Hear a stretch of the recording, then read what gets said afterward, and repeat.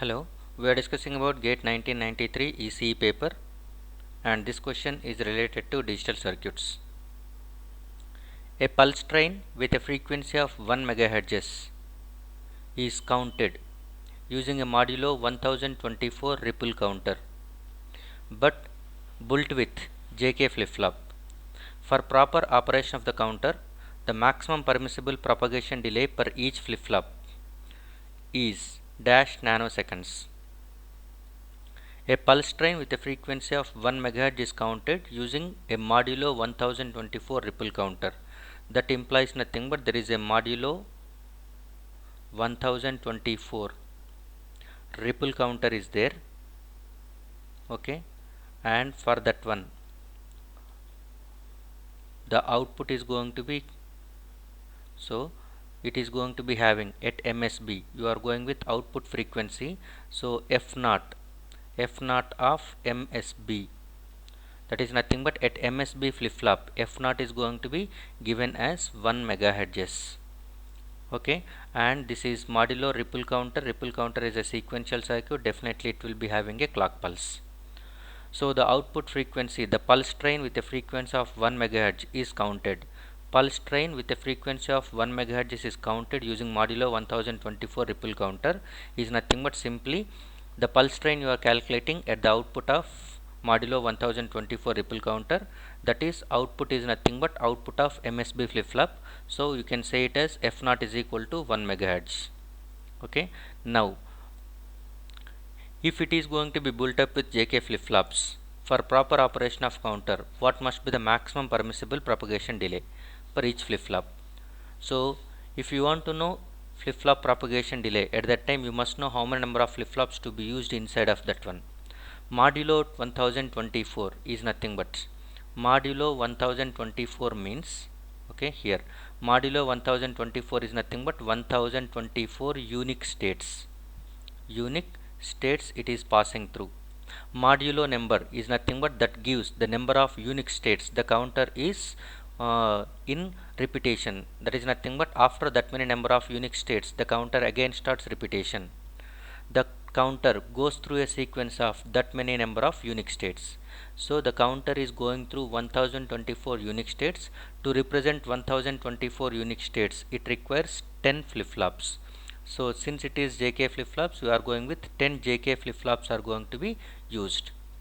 For the 1024 ripple counter, we require 10 JK flip-flops, and it has given as ripple counter.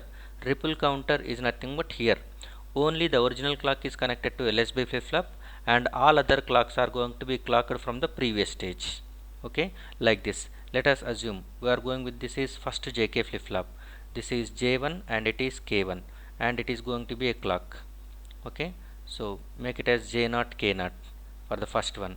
So original clock is going to be connected for this one, and Q0, this is output of this one, it is acting as clock for the next one. So this is J2 K2 and Q2. Q2 is going to be acting as clock for the next flip-flop. So like this. Okay, this is J and it is K, this is clock, and again it is Q3. So this will be acting. So similarly the last is nothing but, since we are starting with 0, and this is nothing but J9 K9, that is 10th flip-flop. For that one the clock is from the 9th flip-flop. Output is going to be acting as clock for this one. This is Q9, so which is nothing but our output. So Q0, that is F0, the frequency at this point is 1 MHz it is given.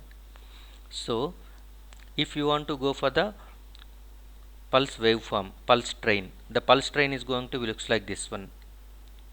Pulse train at MSB flip-flop is going to be looks like this one. So this is what the time period for this one. So time period implies nothing but, let us assume it is T0, that is T0 is nothing but output time period. So T0 can be written as 1 by F0. 1 by F0 is nothing but 1 by 1 MHz, which implies nothing but it is 1 microsecond. The one complete cycle at MSB flip-flop is nothing but 1 microsecond. Okay, So that implies nothing but to change one complete cycle is nothing but this is, it is 1 and it is 0, this is again 1. So one complete cycle means 1 to 0 change and 0 to 1 change. That is going to be treated as one complete cycle. One complete cycle, one complete cycle, one complete cycle implies nothing but, okay, that is T naught, that is T naught. T naught is equal to time required for 1 to 0 transition plus time required for 0 to 1 transition. So that 1 to 0, 0 to 1 will be taken as one complete cycle according to this diagram. Okay, this is what the time period. So 1 to 0 and 0 to 1. So total complete cycle is nothing but you are starting from this point, you are ending at this point. 1 to 0, 0 to 1 transition. So how much time does it take to change from 1 to 0? How much time does it take to change from 0 to 1? Okay, the worst case propagation delay is nothing but this after application of clock, after application of clock over here, after application of clock over here, that has to change. Okay, output of q0, q1, q2, q3, like this, all the flip-flops are going to be, the clock is passed through, ripple through all the flip-flops, and at last it is going to be changing the output at q0. So by that time, the meaning is nothing but the worst case delay to change from 1 to 0 at output. 1 to 0 implies nothing but it requires 10 propagation delays of JK flip-flop. Assume that one T is nothing but propagation delay of single JK flip-flop, propagation delay of single JK flip-flop. By that time, to change from 1 to 0 at MSB, at that time the clock has to propagate through all the flip-flops. Okay, since clock is not connected to all flip-flops at a time simultaneously, and since clock is only connected to LSB flip-flop, that has to make a change at the Q0, and change in Q0 has to change at the Q2, and the change in Q2 has to made a change in the Q3. Like this it has to ripple, the effect of clock has to ripple and it has to reach the output. For that one it has to go through all 10 flip-flops to get a change at the output. So 1 to 0 is going to be changes, 1 to 0 change requires 10 propagation delays, and each flip-flop propagation delay is t, so that 1 to 0 takes 10 t propagation delay, and again similarly 0 to 1 propagation also takes one more 10 propagation delays, so 10 t.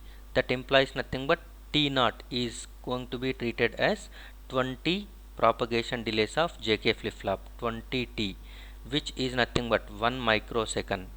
So t is equal to, if you are going to write, t is nothing but propagation delay of JK flip-flop. Okay, propagation delay of JK flip-flop, which is nothing but 1 by 20 microseconds. 1 by 20 is nothing but 0.05. Okay, 0.05 microseconds. That implies nothing but 50 nanoseconds is going to be the answer.